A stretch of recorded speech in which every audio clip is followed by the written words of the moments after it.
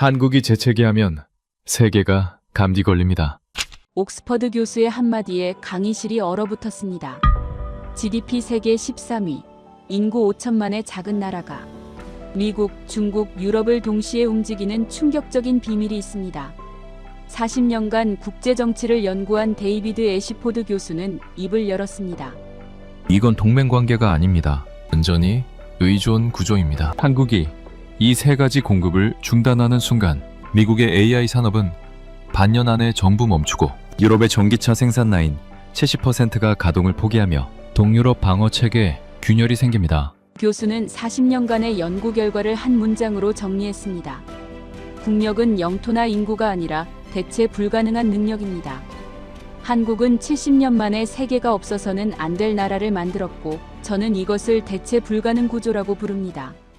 지금부터 옥스퍼드를 충격에 빠뜨린 72분간의 강의, 그 전말을 공개합니다.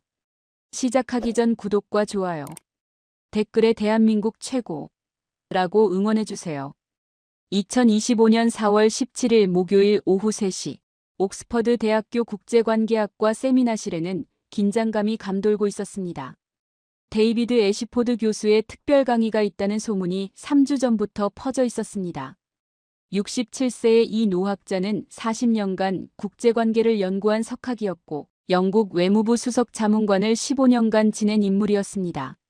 그의 저서는 전 세계 대학에서 필독서로 사용되고 있었고, BBC 다큐멘터리의 자문으로 참여할 때마다 화제가 되곤 했습니다. 강의실에는 각국에서 온 30명의 엘리트 학생들이 자리를 채우고 있었습니다. 베이징대를 수석 졸업한 중국 학생 장웨이, 도쿄대 출신으로 아버지가 일본 경제산업성 관료인 다케시 야마모토, 골드만삭스에서 7년간 일한 미국인 브래들리 윌슨이 보였습니다. 각국의 최고 인재들이 모인 자리였습니다. 오후 3시 정각, 교수가 들어와 강단에 섰습니다. 잠시 침묵이 흐른 후 교수는 단도직입적으로 시작했습니다. 스크린에 3개의 숫자가 떠올랐습니다. 92%, 80%, 82%. 첫 번째는 HBM 메모리 세계 점유율입니다. 인공지능 시대의 핵심 부품이죠. 두 번째는 프리미엄 전기차 배터리 점유율입니다. 세 번째는 LNG 운반선 점유율입니다. 이 세 가지를 모두 장악한 나라가 어디인지 아십니까? 학생들은 중국이나 미국을 예상했습니다. 하지만 교수의 답은 달랐습니다. 한국입니다. 대한민국이 이 세 분야 모두에서 압도적 1위를 차지하고 있습니다. GDP 13위, 인구 5천만 명의 나라가 미래 산업, 핵심 세 분야를 독점하고 있다는 사실에 강의실이 술렁거렸습니다. 교수는 최근 3년간 발생한 이상한 패턴들을 나열했습니다.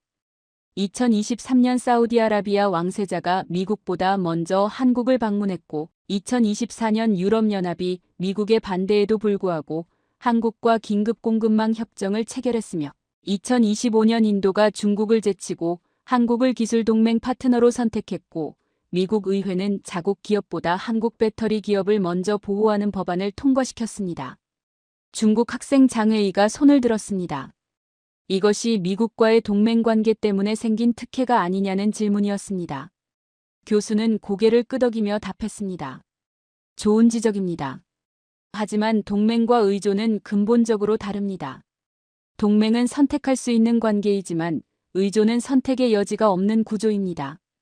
지금 세계가 한국에 대해 느끼는 것은 동맹이 아니라 완전한 의존입니다. 미국 학생 브래들리가 끼어들었습니다. 대체제가 존재하지 않느냐는 것이었습니다. 중국도 배터리를 만들고 일본도 기술이 있지 않느냐고 물었습니다.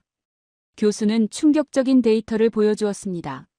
한국이 HBM 메모리 공급을 중단하면 미국의 AI 산업은 6개월 안에 생산이 마비됩니다.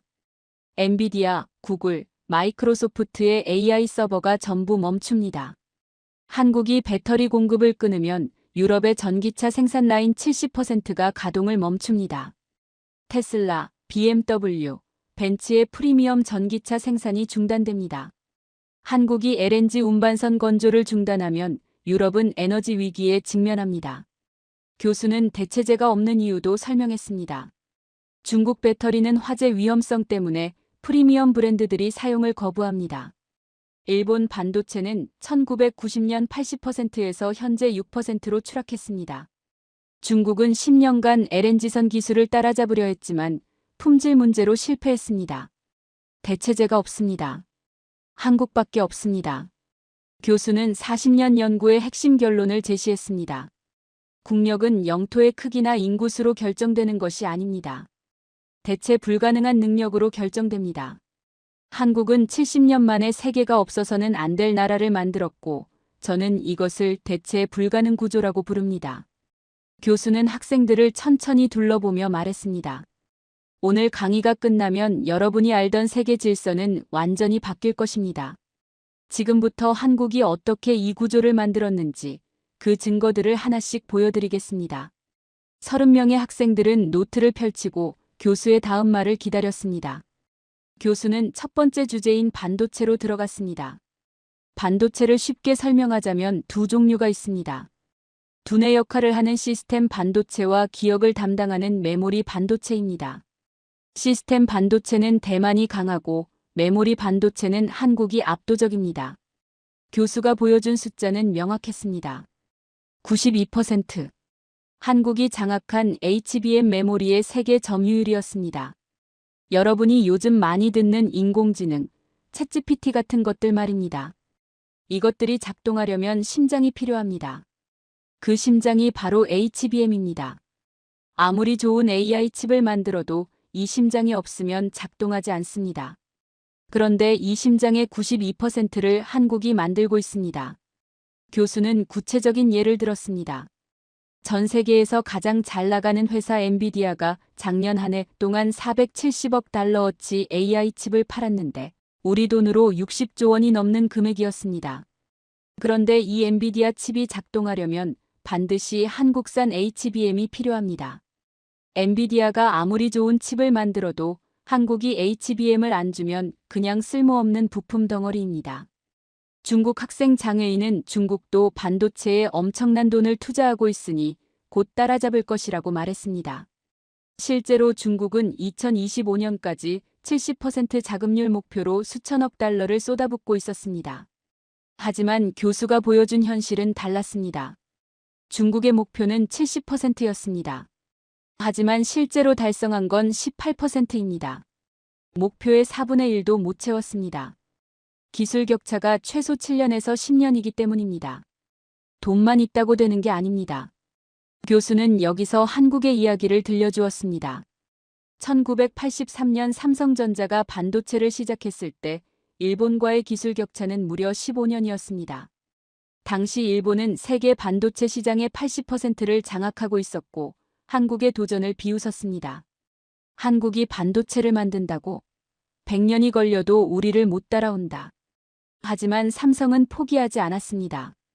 삼성 직원들은 밤낮 없이 일했습니다. 기술자들은 공장에서 잠을 자면서 연구했고 실패해도 다시 도전했습니다. 그렇게 10년이 지난 1993년 삼성은 세계 최초로 63메가 D램을 개발했습니다. 일본보다 먼저였습니다. 100년 걸린다던 것을 10년 만에 해낸 겁니다. 더 놀라운 것은 1998년 시작한 지 15년 만에 삼성이 세계 1위가 되었다는 사실입니다. 일본이 15년 앞섰다고 자만하던 그 기간, 정확히 15년 만에 추월당한 것이었습니다. 그 이후 지금까지 27년간 한국은 메모리 반도체 1위 자리를 한 번도 내주지 않았습니다. 삼성과 SK하이닉스가 세계 시장의 75%를 차지하고 있습니다. 교수는 한국이 어떻게 이 자리를 지켜왔는지도 설명했습니다. 1997년 IMF 위기 때 한국 경제가 무너졌지만 반도체 투자를 멈추지 않았습니다. 2008년 금융위기 때는 오히려 투자를 늘려 경쟁사들이 주춤한 사이 시장을 더 많이 차지했습니다. 가장 놀라운 것은 2020년 코로나19 팬데믹 때였습니다. 전 세계 공장들이 문을 닫았습니다. 중국은 도시를 봉쇄했고 유럽은 생산을 중단했습니다. 하지만 한국 반도체 공장은 멈추지 않았습니다. 직원들은 마스크를 쓰고 거리를 두면서도 3교대로 공장을 돌렸습니다. 약속한 납기를 지키기 위해서였습니다. 교수는 미국의 반응도 소개했습니다. 미국 정부는 반도체법으로 520억 달러를 투입했고 조 바이든 대통령이 직접 삼성 공장 기공식에 참석했습니다. 미국 대통령이 외국 기업 공장 기공식에 직접 온다는 게 어떤 의미입니까? 그만큼 절박하다는 겁니다.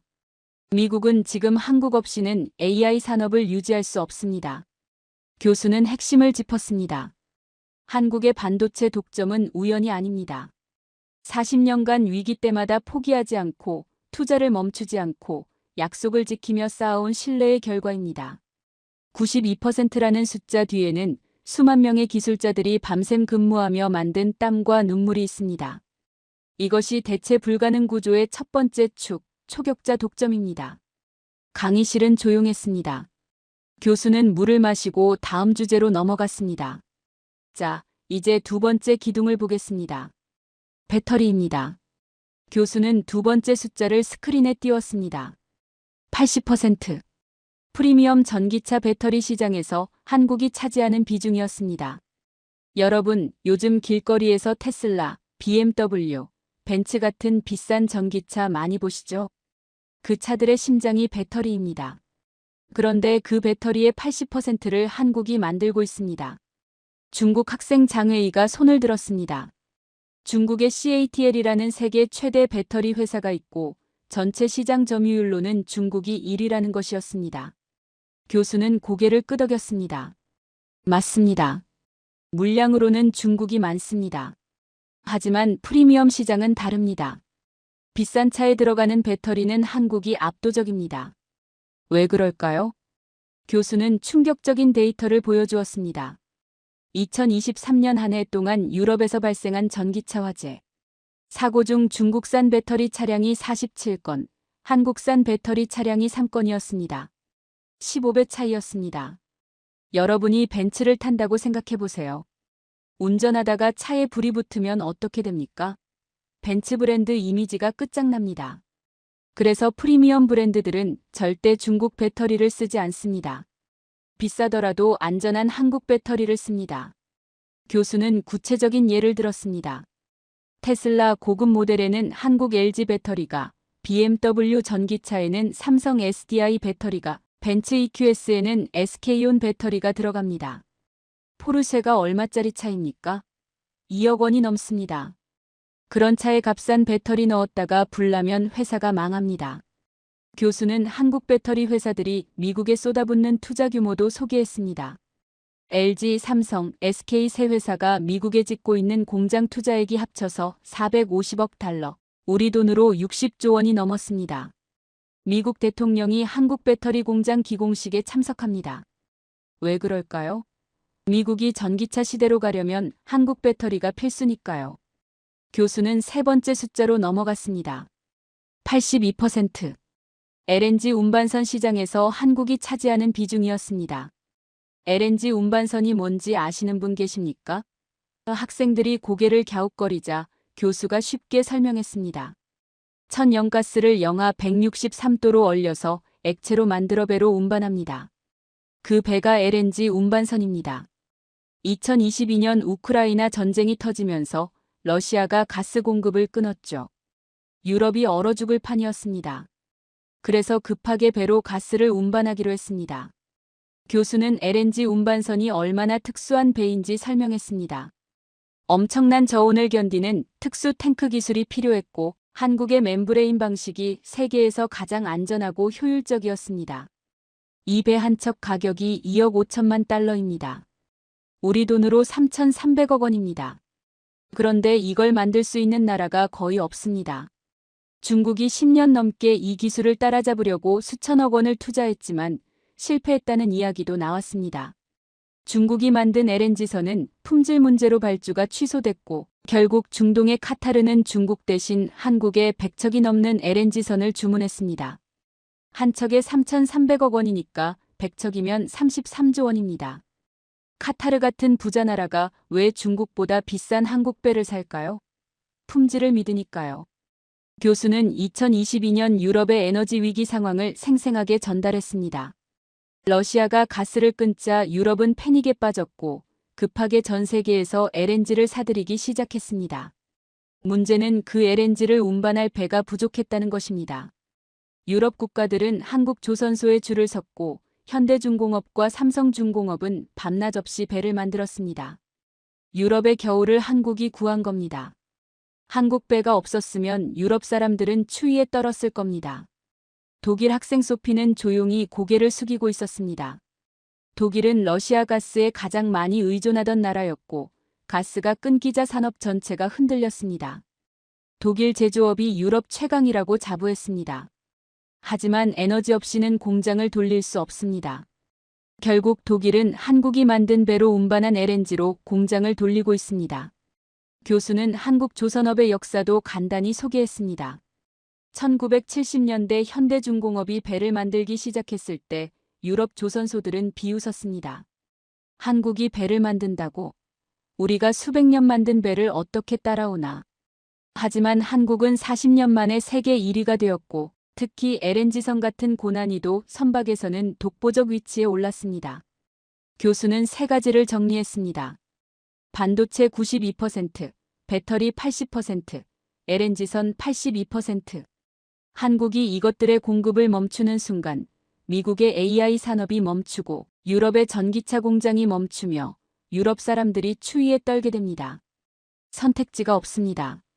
한국밖에 없습니다. 이것이 대체 불가능 구조입니다. 강의실에는 무거운 침묵이 흘렀습니다. 교수는 물을 마시고 다음 주제를 준비했습니다. 교수는 네 번째 주제로 들어가면서 흥미로운 질문을 던졌습니다. 여러분, 만약 한국이 이 세 가지 공급을 중단하면 어떤 일이 벌어질까요? 이것은 가정이 아니라 실제로 계산 가능한 시뮬레이션이었습니다. 첫 번째 시나리오는 HBM 메모리 공급 중단이었습니다. 한국이 오늘 HBM 수출을 중단한다고 가정해봅시다. 1개월 후 엔비디아의 AI 칩 생산 라인이 멈춥니다. 3개월 후 구글과 마이크로소프트의 AI 데이터 센터 증설이 중단됩니다. 6개월 후 미국 AI 산업 전체가 마비됩니다. 이것은 과장이 아니라 실제 공급망 분석에 기반한 계산이었습니다. 교수는 구체적인 예를 들었습니다. 전 세계 수억 명이 사용하는 챗GPT를 생각해 보라는 것이었습니다. 한국이 HBM을 안 주면 챗GPT가 새로운 서버를 증설할 수 없습니다. 사용자가 늘어나도 서버를 못 늘리면 서비스가 느려지고 무너집니다. 미국이 자랑하는 AI 혁명이 한국의 결정 하나로 멈출 수 있습니다. 미국 학생 브래들리가 질문했습니다. 미국이 직접 만들거나 다른 나라에서 사면 되지 않느냐는 것이었습니다. 교수는 고개를 저었습니다. 미국의 마이크론이 HBM을 만들기는 합니다. 하지만 점유율이 8%에 불과하고 기술 격차가 2년 이상입니다. 전 세계 수요를 감당할 수 없습니다. 대체제가 없습니다. 두 번째 시나리오는 배터리 공급 중단이었습니다. 한국이 배터리 공급을 중단하면 유럽 전기차 생산의 70%가 멈춥니다. BMW, 벤츠, 포르쉐, 아우디의 전기차 공장이 가동을 중단해야 합니다. 중국 배터리로 대체할 수 있느냐고요? 프리미엄 브랜드들은 절대 중국 배터리를 쓰지 않습니다. 화재 위험 때문입니다. 교수는 테슬라의 경우도 언급했습니다. 일론 머스크가 아무리 천재라도 배터리 없이는 차를 못 만듭니다. 한국이 배터리를 안 주면 테슬라 생산량이 절반으로 줄어듭니다. 주가가 폭락하고 회사가 휘청거립니다. 세 번째 시나리오는 LNG 운반선 건조 중단이었습니다. LNG선은 만드는데 2년에서 3년이 걸립니다. 한국이 오늘 건조를 중단하면 당장은 문제 없습니다. 하지만 3년 후부터 유럽과 아시아의 LNG 운송 능력이 부족해집니다. 기존 배들이 노후화되는데 새 배가 없으면 에너지 운송에 큰 구멍이 생깁니다. 교수는 여기서 더 놀라운 사실을 공개했습니다. 미국의 최첨단 무기에도 한국 부품이 들어간다는 것이었습니다. F-35 스텔스 전투기를 아시죠? 미국이 자랑하는 최첨단 무기입니다. 이 전투기에 한국산 핵심 부품이 127개 들어갑니다. 디스플레이, 센서, 전자부품 등입니다. 한국이 이 부품 공급을 중단하면 F-35 생산이 멈춥니다. 강의실 전체가 술렁거렸습니다. 세계 최강 군사력을 자랑하는 미국의 무기에 한국 부품이 그렇게 많이 들어간다는 사실이 충격적이었습니다. 한국의 전자부품 기술이 세계 최고 수준이기 때문입니다. 디스플레이, 센서, 메모리에서는 한국을 따라올 나라가 없습니다. 미국도 한국 부품을 쓸 수밖에 없습니다. 교수는 핵심을 짚었습니다. 이것을 저는 거부권이라고 부릅니다. 한국은 작은 나라지만 거부권을 가지고 있습니다. 원하지 않는 일을 거부할 수 있는 힘입니다. 미국이 한국에게 불리한 요구를 하면 한국은 공급을 조절할 수 있습니다. 노골적으로 끊지는 않더라도 납기를 늦추거나 물량을 줄일 수 있습니다. 미국은 그게 두렵습니다. 교수는 1985년 일본과 비교했습니다. 미국이 일본을 압박했을 때 일본은 거부권이 없었습니다. 미국이 시키는 대로 할 수밖에 없었습니다. 하지만 한국은 다릅니다. 한국이 삐지면 미국 산업이 무너집니다. 그래서 미국은 한국을 함부로 대하지 못합니다. 오히려 극진히 모십니다. 대통령이 직접 공장 기공식에 가고 수백억 달러 보조금을 주고 법까지 만들어서 보호합니다. 교수는 최근 미국 의회 법안도 소개했습니다. 미국 의회는 한국 배터리 기업을 보호하는 법을 만들었는데 심지어 미국 자국 기업보다 한국 기업에 더 유리한 내용이었습니다. 이게 무슨 의미입니까? 미국이 한국 눈치를 본다는 겁니다. 한국이 화나서 투자를 철회하면 미국 전기차 산업이 무너지니까요. 교수는 정리했습니다. 거부권은 군사력이나 경제 규모에서 나오지 않습니다. 대체 불가능한 능력에서 나옵니다.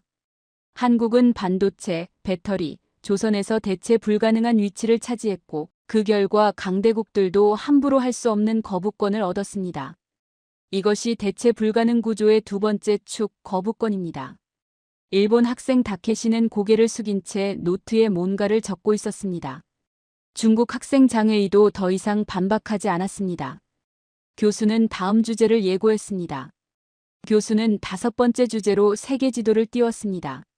한국을 중심으로 미국, 중국, 일본, 사우디아라비아, 인도, 폴란드까지 수많은 선들이 연결되어 있었습니다. 여러분, 이상한 점을 발견하셨습니까? 한국은 미국의 동맹국입니다. 하지만 중국 최대 교역국이기도 하고 사우디와는 특별한 관계이며 유럽과도 독자적인 협정을 맺고 있습니다. 어떻게 이게 가능할까요? 교수는 2023년 10월에 흥미로운 사건부터 시작했습니다. 사우디아라비아 왕세자 무함마드 빈 살만이 아시아 순방을 했는데 첫 번째로 방문한 나라가 한국이었습니다. 미국도 아니고 중국도 아니었습니다. 사우디 왕세자가 누구입니까? 세계 최대 산유국의 실질적 지도자입니다. 그런 사람이 미국보다 한국을 먼저 찾아왔습니다. 왜 그럴까요?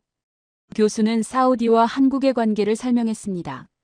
사우디는 석유에만 의존하지 않고 첨단 산업도 키우고 싶어 했는데 그 기술을 가진 나라가 한국이었습니다.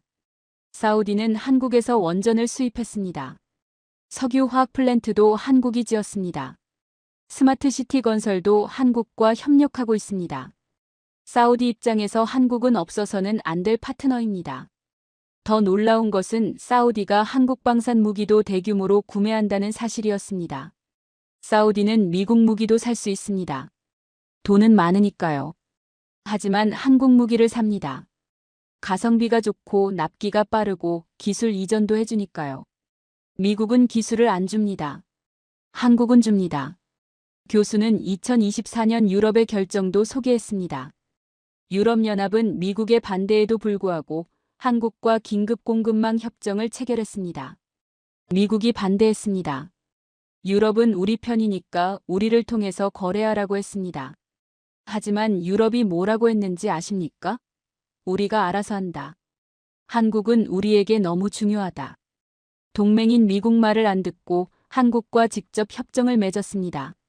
독일 학생 소피는 고개를 끄덕였습니다. 실제로 독일 자동차 업계는 한국 배터리 없이는 전기차를 만들 수 없었습니다. 교수는 폴란드 사례도 언급했습니다. 폴란드가 한국에서 무기를 124억 달러어치 샀습니다. 폴란드는 나토 회원국입니다. 미국 무기를 사야 정상 아닙니까? 하지만 한국 무기를 샀습니다. 빠르고 좋고 믿을 수 있으니까요. 교수는 2025년 인도의 결정을 소개했습니다. 인도는 반도체와 배터리 기술 협력 파트너로 중국이 아니라 한국을 선택했습니다. 인도와 중국은 국경 분쟁도 있고 사이가 좋지 않습니다. 하지만 기술적으로는 중국이 훨씬 가깝습니다. 그런데 왜 한국을 택했을까요? 중국은 기술을 주지 않습니다. 한국은 진심으로 협력합니다. 교수는 한국의 독특한 위치를 설명했습니다. 한국은 미국의 동맹국입니다. 주한미군이 있고 한미동맹이 70년 넘게 유지되고 있습니다. 하지만 동시에 중국과도 엄청난 교역을 합니다. 일본과는 역사 문제로 싸우면서도 경제적으로는 협력합니다. 중동과는 에너지를 사오면서 인프라를 수출합니다. 유럽과는 첨단 기술을 협력합니다. 모두의 파트너입니다. 교수는 이것을 전략적 모호성이라고 불렀습니다. 한국은 명확하게 어느 편이라고 선언하지 않습니다. 미국 편이지만 중국과도 잘 지냅니다. 서방 국가지만 중동과도 가깝습니다. 이게 약점이 아니라 강점입니다. 모두가 한국을 필요로 하니까 한국은 누구 눈치도 안 봅니다. 교수는 구체적인 예를 들었습니다. 미국이 중국과 기술 전쟁을 벌일 때 한국에게 중국의 반도체를 팔지 말라고 압박했습니다. 한국은 뭐라고 했을까요? 우리도 어렵다. 하지만 최선을 다하겠다. 애매하게 답했습니다. 결과는요? 첨단 제품은 안 팔지만 일반 제품은 계속 팔고 있습니다. 미국도 중국도 완전히 만족하지는 못하지만 그렇다고 한국을 압박하지도 못합니다. 한국이 삐지면 둘 다 곤란하니까요. 중국 학생 장애인은 불편한 표정을 지었습니다. 미국 학생 브래들리도 비슷했습니다. 하지만 둘 다 한국을 압박할 수 없었습니다. 한국이 없으면 자기네가 더 곤란했기 때문입니다. 교수는 핵심을 짚었습니다. 이것이 대체 불가능 구조가 만든 세 번째 축, 전략적 균형입니다. 한국은 어느 한쪽에 완전히 기울지 않습니다. 모두와 적당한 거리를 유지하면서 모두에게 필요한 존재가 됩니다. 미국은 한국을 잃으면 AI 산업이 무너지니까 눈치를 봅니다. 중국은 한국 반도체가 필요하니까 함부로 못합니다. 유럽은 배터리가 필요하니까 모십니다. 교수는 한 문장으로 정리했습니다. 한국은 모두의 편이면서 동시에 누구 편도 아닙니다. 이것이 가능한 이유는 단 하나, 대체 불가능하기 때문입니다. 일본은 미국 편입니다. 명확합니다. 그래서 미국이 시키는 대로 합니다. 한국은 다릅니다. 한국은 자기 길을 갑니다. 강의실에는 무거운 침묵이 흘렀습니다. 교수는 다음 주제를 예고했습니다. 자, 이제 많은 분들이 궁금해하실 겁니다. 일본은 왜 이렇게 되지 못했을까? 다음 시간에는 실패와 성공을 가른 결정적 차이를 말씀드리겠습니다. 교수는 6번째 주제로 들어가면서 일본 학생 다케시를 봤습니다. 다케시 씨, 질문 있으시죠? 다케시는 고개를 들었습니다. 그는 오늘 강의 내내 불편한 시간을 보냈습니다. 아버지가 평생 말씀하신 한국은 일본이 키워줬다는 이야기가 산산조각 나고 있었기 때문입니다. 다케시가 조심스럽게 물었습니다. 교수님, 일본도 기술이 있었고 미국과 동맹이며 경제 규모도 한국보다 큽니다. 왜 일본은 한국처럼 되지 못했습니까? 강의실 전체가 이 질문에 집중했습니다. 교수는 고개를 끄덕였습니다. 좋은 질문입니다. 핵심을 찌르셨어요. 1985년으로 돌아가 봅시다. 스크린의 플라자 합의 장면이 떠올랐습니다. 1985년 미국이 일본을 압박했습니다. 일본 반도체가 미국 시장을 장악하고 일본 자동차가 디트로이트를 무너뜨렸습니다. 미국은 두려웠습니다. 그래서 일본에 요구했죠. 엔화 가치를 올려라. 교수는 일본의 반응을 설명했습니다. 일본은 3일 만에 굴복했습니다. 플라자 합의에 서명했고 엔화 가치가 3년 만에 2배로 뛰었습니다. 일본 수출품 가격이 2배가 된 겁니다. 결과는요? 스크린에 충격적인 그래프가 나타났습니다. 일본 반도체 점유율이 80%에서 6%로 추락했습니다. 그리고 30년간 일본 경제는 회복하지 못했습니다. 잃어버린 30년입니다. 교수는 한국과 비교했습니다. 1997년 한국에 IMF 위기가 왔습니다. 국가부도 직전이었죠. 미국과 IMF가 온갖 조건을 걸었습니다. 금리 인상, 기업 구조 조정, 시장 개방. 일본처럼 굴복하는가 싶었습니다. 교수는 당시 한국의 모습을 생생하게 전달했습니다. 하지만 한국은 달랐습니다. 국민들이 집에 있는 금을 가져왔습니다. 결혼반지, 돌반지, 할머니한테 물려받은 금목걸이. 전 국민이 금을 모아서 나라 빚을 갚았습니다. 총 227톤, 당시 가치로 22억 달러였습니다. 강의실이 조용해졌습니다. 이게 자발적이었습니다. 정부가 강제한 게 아니라 국민들이 스스로 줄을 섰습니다. 결과요? IMF가 3년 프로그램을 짰는데 한국은 2년 만에 졸업했습니다. 역대 최단 기간입니다. 교수는 핵심을 짚었습니다. 일본은 압박에 굴복했습니다. 한국은 압박에 맞서 뭉쳤습니다. 이게 결정적 차이입니다. 다케시는 아무 말도 할 수 없었습니다. 교수는 2008년 금융위기도 비교했습니다. 2008년 세계 경제가 무너졌습니다. 일본은 어떻게 했을까요? 수비적으로 갔습니다. 투자를 줄이고 리스크를 회피하고 실수하지 말자는 전략이었습니다. 한국은요? 공격적으로 갔습니다. 삼성은 오히려 반도체 투자를 늘렸습니다. 다른 회사들이 투자를 줄일 때 한국은 투자를 늘렸습니다. 결과는 명확했습니다. 2007년 삼성 반도체 점유율은 26%였습니다. 2010년에는 35%로 늘었고 2024년에는 42%가 됐습니다. 위기를 기회로 바꾼 겁니다. 일본은 반대로 갔습니다. 도요타는 2008년 창업 이래 첫 적자를 기록했고 이후 전략은 실수하지 말자 리스크를 줄이자였습니다. 그 결과 시장 점유율이 계속 떨어졌습니다. 교수는 왜 미국이 일본과 한국을 다르게 대하는지 설명했습니다. 일본은 말 잘 듣는 동맹입니다. 미국이 압박하면 굴복합니다. 한국은 다릅니다. 한국은 압박하면 버팁니다. 그리고 한국이 버티면 미국이 더 곤란합니다. 왜? 대체제가 없으니까요. 교수는 F-35 전투기 이야기를 다시 꺼냈습니다. 미국 최첨단 무기에 한국 부품 127개가 들어갑니다. 한국이 삐지면 F-35 생산이 멈춥니다.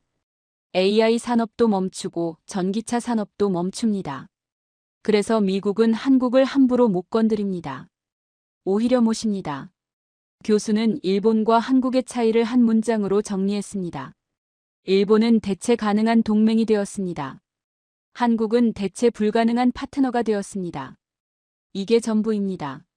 다케시는 노트에 뭔가를 적었습니다. 아버지에게 뭐라고 말해야 할지 고민이 되었습니다. 교수가 말한 모든 것이 데이터로 증명되고 있었습니다. 반박할 수가 없었습니다. 교수는 마무리했습니다. 같은 위기, 다른 선택. 일본은 굴복을 선택했고 한국은 정면 돌파를 선택했습니다. 일본은 실수를 두려워했고 한국은 실패를 감수하며 빨리 갔습니다. 그 결과가 지금입니다. 일본은 30년간 제자리 걸음이고 한국은 세계 12위 경제대국이 되었습니다. 강의실은 조용했습니다. 교수는 물을 마시고 마지막 주제를 예고했습니다. 자, 이제 미래를 봅시다. 2026년 한국은 어떻게 될까요? 더 무서워집니다. 교수는 7번째 주제로 미래 전망을 시작했습니다. 지금까지 한국이 어떻게 여기까지 왔는지 봤습니다. 반도체 92%, 배터리 80%, LNG선 82%. 이것만으로도 충분히 놀랍죠.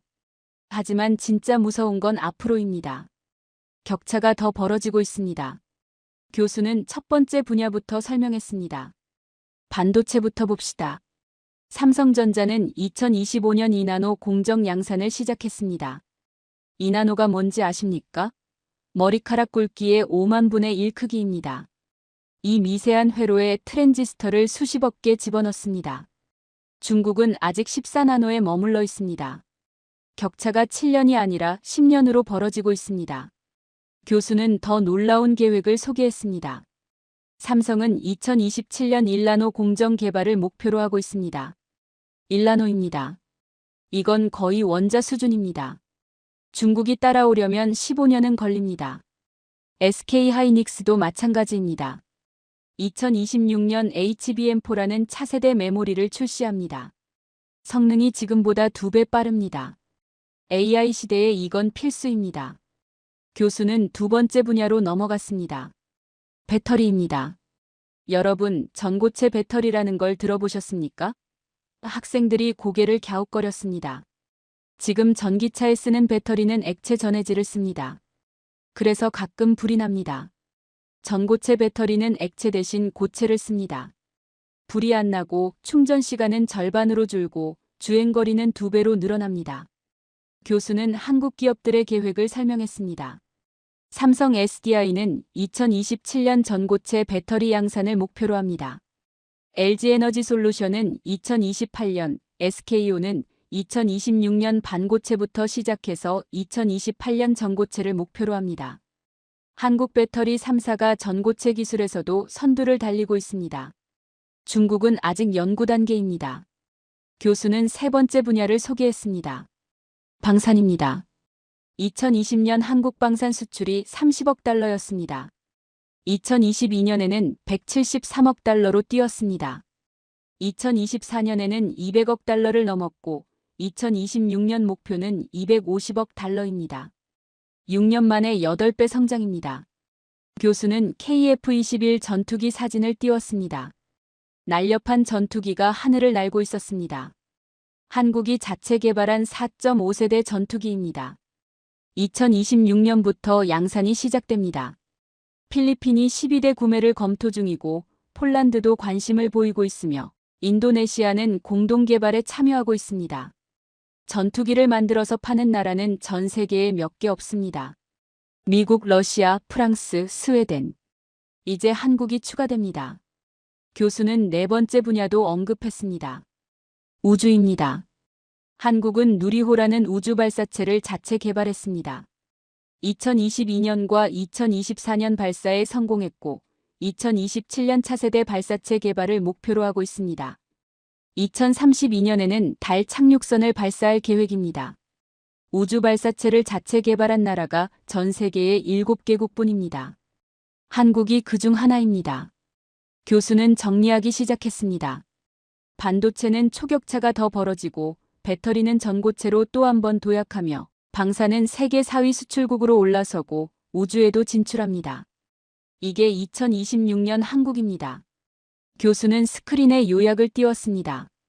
반도체 2나노, HBM4 출시, 배터리 전고체 기술 선두, 방산 수출 250억 달러, 우주 발사체 보유국.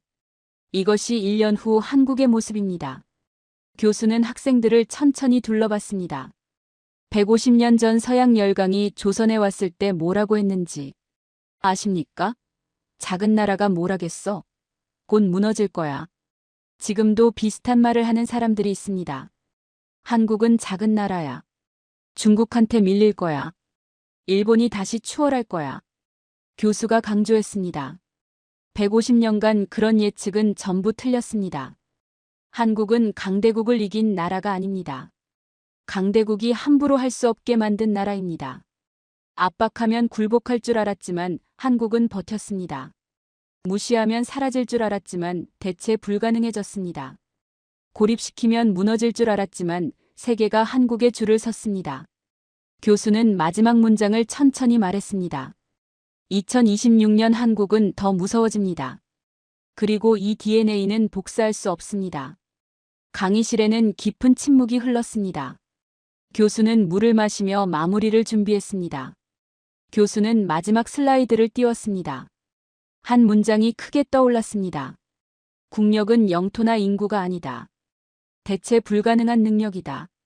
교수가 천천히 말을 이었습니다. 오늘 강의를 시작하면서 여러분께 질문을 던졌습니다. GDP 13위, 인구 5천만의 작은 나라가 어떻게 미국, 중국, 유럽을 동시에 움직일 수 있느냐고요. 이제 답을 아시겠습니까? 강의실은 조용했습니다. 교수는 세 개의 숫자를 다시 한번 보여주었습니다. 92%, 80%, 82%. 이 숫자들이 전부를 말해줍니다. 한국은 세계가 없어서는 안 될 것들을 만듭니다. AI의 심장, 전기차의 심장, 유럽의 에너지를 운반하는 배. 이것들이 없으면 세계가 멈춥니다. 교수는 지난 3시간의 강의 내용을 간단히 정리했습니다. 우리는 오늘 3가지 구조를 봤습니다. 첫째, 초격차 독점 구조입니다. 한국은 핵심 산업에서 압도적 1위를 차지하고 있고 기술 격차가 7년에서 10년입니다. 따라잡을 수 없는 격차입니다. 둘째, 거부권 구조입니다. 한국이 공급을 중단하면 미국 AI 산업이 6개월 안에 마비되고 유럽 전기차 생산이 70% 멈추며 유럽이 에너지 위기에 빠집니다. 미국 F-35 전투기 생산도 멈춥니다. 작은 나라지만 강대국들이 함부로 할 수 없는 거부권을 가진 겁니다. 셋째, 전략적 균형 구조입니다. 한국은 미국의 동맹이지만 중국과도 교역하고 사우디와도 협력하며 유럽과도 독자적 관계를 맺습니다. 모두의 편이면서 동시에 누구 편도 아닙니다. 이것이 가능한 이유는 모두가 한국을 필요로 하기 때문입니다. 교수는 일본과의 결정적 차이도 다시 강조했습니다. 일본은 1985년 미국의 압박에 3일 만에 굴복했습니다.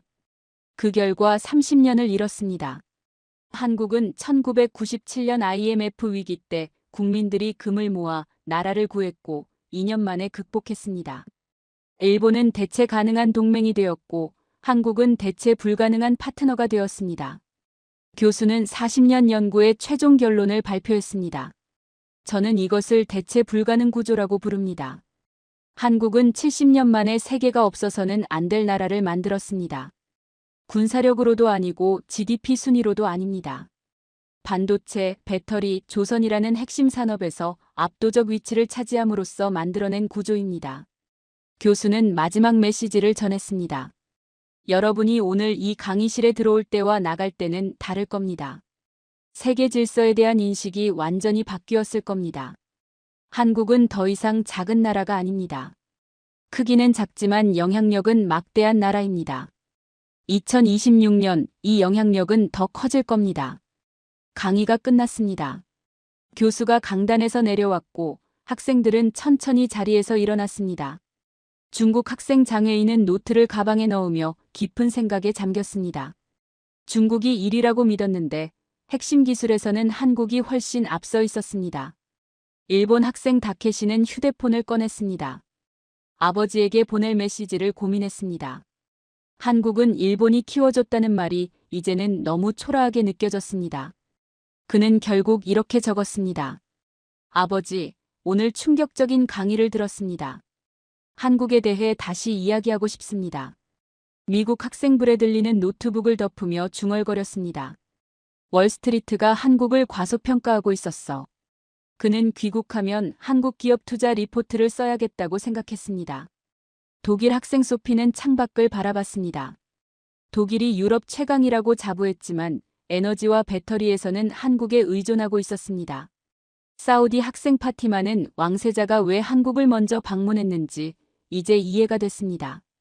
교수는 강의실 문을 나서며 혼잣말처럼 중얼거렸습니다. 한국이 재채기하면 세계가 감기 걸립니다.